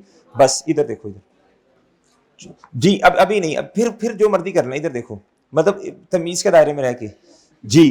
अंडर हिस्टोरिकल कॉस्ट, बच्चों अब ये मैंने नहीं करवाना, 5 लाख में से 5 lakh minus 50,000 divide by 5 multiply by 2 कर लोगे? ये फिजिकल कैपिटल मेंटेनेंस वाला कर लोगे? जी। ये बताओ रियल क्या होता है? रियल जिसमें जिसमें जिसमें जनरल जनरल वाला, सही है जी। अंडर मनी कोई मसला नहीं, यही प्रॉफिट रहेगा, चेंज नहीं होगा। पता नहीं अब समझ आ रही है कि नहीं? फिजिकल कैपिटल मेंटेनेंस किसके लिए रेलेवेंट है? मैनेजमेंट के लिए। ये मैंने बताया, नोट भी लिखवाया था। नहीं है, physical capital maintenance is likely to be most relevant, हाँ, मैनेजमेंट एंड एम्प्लॉयज। और financial capital maintenance in which of the following inflation is made on specific rate. इस दफा वेरी वेरी इंपॉर्टेंट है कॉन्सेप्चुअल फ्रेमवर्क, याद रखना। Inflation adjustment is made on general rate जी, no inflation, money terms. Physical capital maintenance is also referred to, और ये क्या होता है? Constant purchasing power accounting. Constant ये क्या होता है? ये क्या होता है बच्चों? रियल टर्म, जनरल, कांस्टेंट, हर दफा सेम सेम सेम सेम जी। Financial capital maintenance real term is also known as, हर साल सेम सेम रेट, हर साल सेम सेम। कहता जी which of the following criticism does not apply to historical cost. अच्छा, हिस्टोरिकल कॉस्ट पे ना क्रिटिसिज्म है, क्या है कि ये क्या उसका नाम है जी, फेयर वैल्यू पे नहीं है, इसमें अपडेटेड अमाउंट्स नहीं है, सही है बच्चों, इसमें प्रॉफिट ओवर स्टेटेड है, एसेट अंडर स्टेटेड है, ये सारी बातें अपनी जगह मौजूद हैं, ठीक है। दे कंटेन मिक्स वैल्यू, कहता some items are current and some are, बिल्कुल सही बात है। प्रॉफिट एंड लॉस वाली चीजें बच्चों नॉर्मली करंट कॉस्ट में होती हैं, एसओएफपी वाली चीजें, बोलो शाबाश, नॉर्मली, ये हमने रेशियोज में भी पढ़ा था कि हिस्टोरिकल चीजें हिस्टोरिकल कॉस्ट है, लेकिन रेशियो, लेकिन एनालिसिस आगे क्या कर रहे हो? Profit and loss current cost पे है, और एसओएफपी जो है, बोलो शाबाश, वो हिस्टोरिकल कॉस्ट, ये पढ़ा था ना, याद है? They are difficult to verify, a transaction could have happened many years ago. वाह जी वाह, क्यों डिफिकल्ट? ये गलत है बच्चों। आपने जो चीज आज से बेशक एक, बच्चों आपने 100 साल, कश्मीर वाले भाई सुन ले, मेरे भाई सुन ले, कश्मीर जाके लोगों को बताएंगे अल्हम्दुलिल्लाह पेपर पास होते, हंस के दिखाना है जी। प्यारे दोस्तों इधर देखो, इधर कहता नहीं, इधर देखो बच्चों, आज से आपने 20, 25 या 50, 60 साल पहले कोई चीज खरीदी है, आपको पता नहीं है कि ये कितने की खरीदी थी जी, रिकॉर्ड होता है, ये गलत है, ये बिला वजह का क्रिटिसिज्म है, बोंगी है ये। दे अंडरस्टेट एसेट, हाँ बिल्कुल। They overstate gearing in the statement of, बच्चों ये समझा दो, कोई है ऐसा जो बच्चा ये समझा दे जिसका दिमाग चल रहा हो?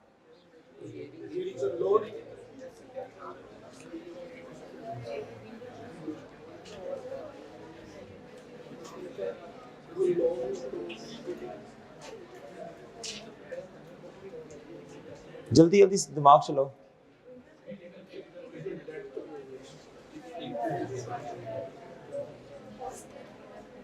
है कोई बच्चा, एनीवन जिसका दिमाग चले?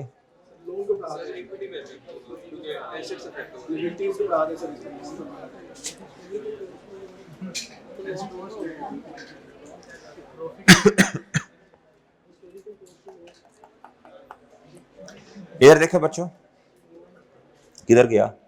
दे overstate gearing in the statement of financial. बच्चों बड़ी सिंपल सी बात है बच्चों, इधर देखें, इधर गौर से देखें, इधर गौर से, गेयरिंग इधर बढ़ रही होगी, क्या हो रही होगी बच्चे, बोलो क्यों बढ़ेगी भला से जी? नहीं गेयरिंग बढ़ेगी क्यों, बताओ जरा गौर से सोच के बताओ। हाँ जी जी, नहीं ग्रॉस प्रॉफिट का तस्करा नहीं है इधर, जब बस इधर देखो बच्चों, इधर देखो, इधर एसेट अंडरस्टेटेड है, वेरी गुड। एसेट क्या है बोलो? एसेट्स अंडरस्टेटेड हैं। जब आपके एसेट्स अंडरस्टेटेड होते हैं तो नेट एसेट्स भी क्या होते हैं?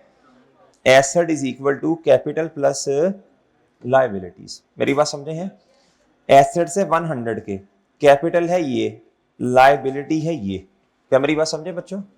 बात समझ रहे हो कि नहीं समझ रहे? प्यारे दोस्तों, मैंने क्या किया, मैंने 100 में से ये 60 माइनस किया, मेरे पास आ गया 40। आया बच्चों? आ गया बच्चों? आ गया बच्चों? बात समझे कि नहीं समझे? जी, एसेट्स का ताल्लुक नेट एसेट्स के साथ है। किसके साथ है? जी। अगर मेरे एसेट्स कम हैं, क्या है बच्चों बोलो? अगर मेरे एसेट्स कम हैं, अगर मेरे एसेट्स कम है 90, ये अपनी जगह मौजूद रहा, लायबिलिटी तो लोगों को पैसे देने फर्क नहीं पड़ेगा बच्चों। इधर कितना रखूंगा बोलो? 50। कितना रखूंगा? जब ये मेरा 10 से कम, मेरा कैपिटल भी 10 से कम। मेरी बात समझे? इसका इनका आपस में डायरेक्ट रिलेशन है। क्या है ये? शायद कभी आपने बात पढ़ी हो। जी बच्चों, बच्चों बात समझ आई है? जी बच्चों, ये करेक्शन ऑफ एरर्स में हम बच्चों को पढ़ाते हैं। किसमें? करेक्शन ऑफ एरर्स में। जो इंपैक्ट एसेट पे आएगा नॉर्मली, वही इंपैक्ट किस पे आता है? नेट एसेट्स पे। मेरी बात समझे हैं? जी। तो बच्चों जब इक्विटी कम होगी तो दिखने में ये लगेगा, इधर इधर कैलकुलेट करो, इधर 40% लग रही है। कितनी लग रही है? इधर कितनी होगी? 40 डिवाइडेड बाई ये। बच्चों जरा चेक कर लो जरा। जी, ये ज्यादा, ये गेयरिंग रेशियो बढ़ जाएगी। क्या हो जाएगी? करके कैलकुलेट करके देख लेना। जी जी हाँ, लायबिलिटी बढ़ गई ना, मतलब इधर गेयरिंग का मतलब लॉन्ग टर्म लोन है। क्या है दोस्त? जी।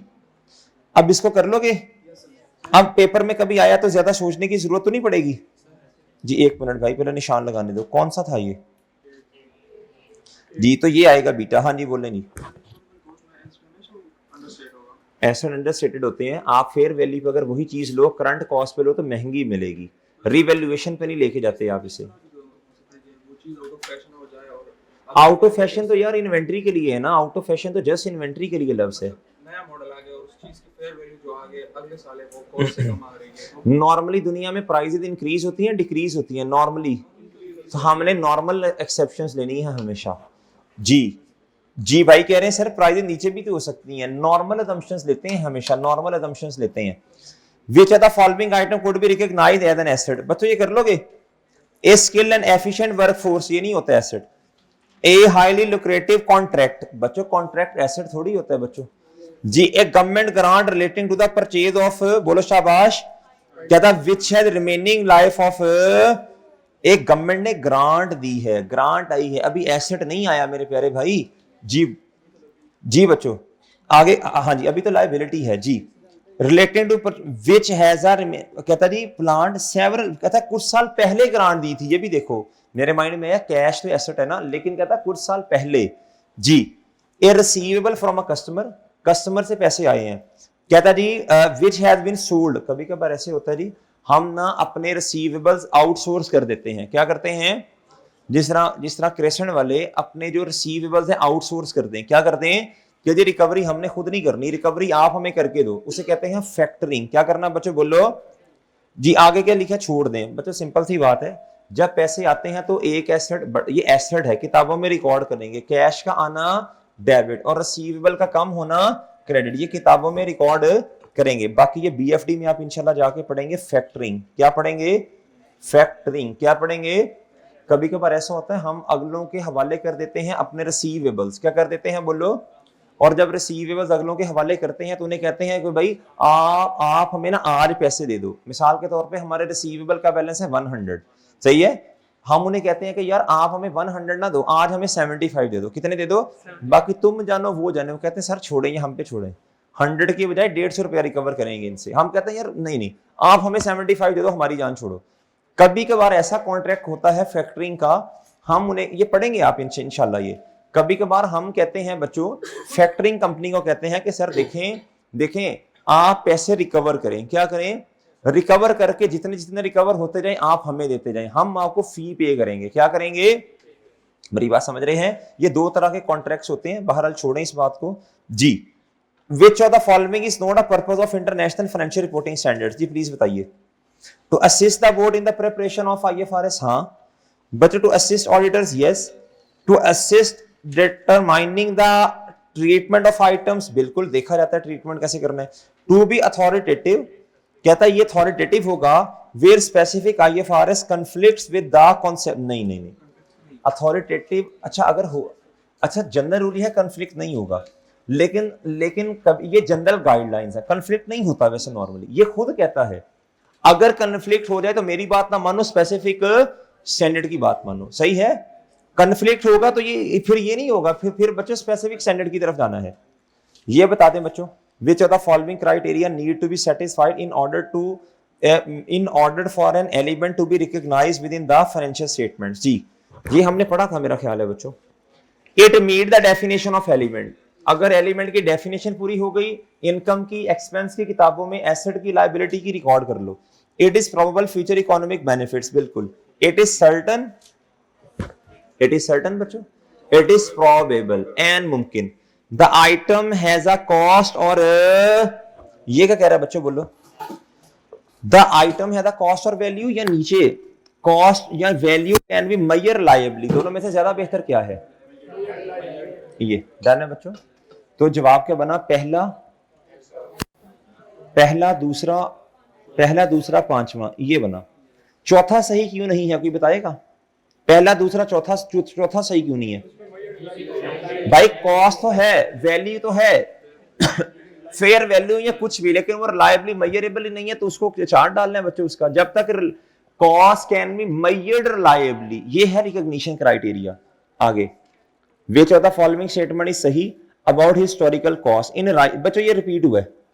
which of the following concepts measure profit in terms of increase productive capacity, इसको याद कर लो, प्रोडक्टिव कैपेसिटी। बताएं जी, कांस्टेंट प्रोडक्टिव कैपेसिटी का लफ्ज होता है वैसे जी, क्या है ये? जी बोले, प्रोडक्टिव कहता जी constant capacity, physical capital maintenance तो नहीं है, हिस्टोरिकल कॉस्ट ये भी नहीं है, तो फिजिकल कैपिटल मेंटेनेंस है ना। अब बच्चे कहते हैं सर मनी टर्म्स या रियल टर्म्स, बच्चे जारी सी बात है, इधर रियल टर्म्स की बात कर रहे हैं ना, मनी टर्म्स की तो नहीं कर रहा। क्या the financial capital maintenance is also referred as current cost, ये रिपीट हुआ बच्चों जी, ये बताएं जी। अच्छा मजे की बात है, जब मैं कह रहा हूं ना रिपीट हुआ, आपने देखा यही सवाल उठा के पास पेपर में दे देता है। ये मैं जो कह रहा हूं रिपीट हुआ, किस चीज का भाई रुकना, ये किस चीज की रेपिटेशन है? पास पेपर में यही क्वेश्चन आ जाते हैं बच्चों जी। हाँ क्या हुआ? अच्छा एक मिनट रुकना, बंद कर दें जल्दी, आखिरी एमसीक्यूज भी देखते हैं। मैं पहले करवाता हूं, यहाँ पहले बंद करके कैमरे तक जाते हैं। Which of the following measurement basis are refer to the boards conceptual framework? Current cost है, रेजिडुअल वैल्यू तो नहीं है, करंट कॉस्ट है, हिस्टोरिकल कॉस्ट है, फेयर वैल्यू है, प्रेजेंट वैल्यू भी है। करंट कॉस्ट है, फेयर वैल्यू है, फ्यूचर वैल्यू नहीं है, फेयर वैल्यू है, प्रेजेंट वैल्यू है, फ्यूचर वैल्यू नहीं है। डन है बच्चों जी? हाँ जी, क्या थर्ड वाले को क्या है? कांस्टेंट परचेजिंग पावर नहीं है, ये सॉल्यूशन सही क्या आ रही है? फिजिकल कैपिटल मेंटेनेंस आ रहा है। ये पहले भी कहीं जिक्र आया था इसका, क्या भला इसके अंदर पीछे भी गलत होगा।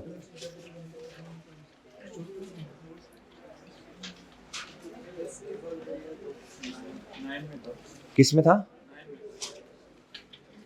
कांस्टेंट अच्छा ये constant power account purchasing power, ये क्या था बोला बच्चों? इधर क्वेश्चन नंबर कौन सा था? 9 का आंसर देखिए जरा, 9 का, तो ये 2 पे आए जरा। फाइनेंशियल कैपिटल मनी टर्म्स,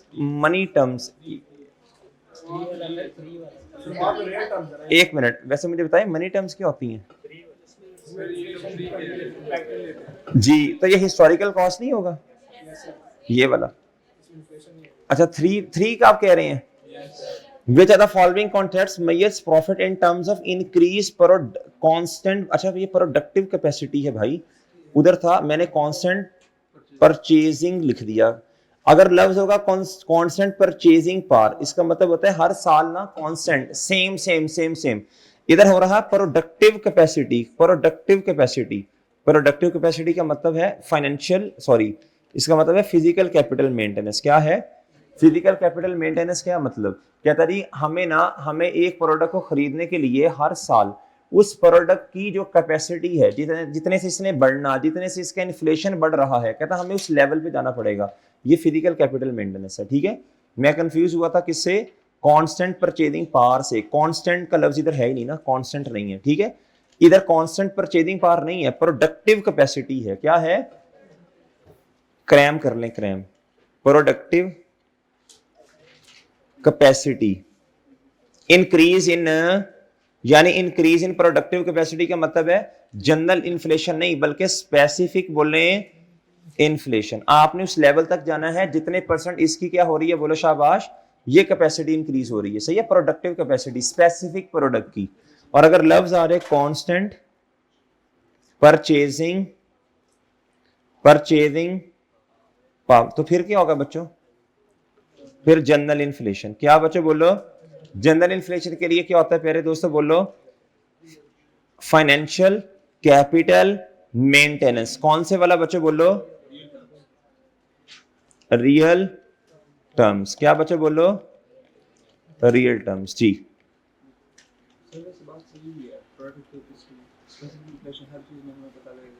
जी जी, वो खुद बताएगा ना भाई। अच्छा इधर देखें, इधर है जी फिजिकल कैपिटल मेंटेनेंस। ओके हो गया बच्चों? ठीक है बच्चों, सही है भैया। चलें भाई, इधर हम ना रोक देना लेक्चर।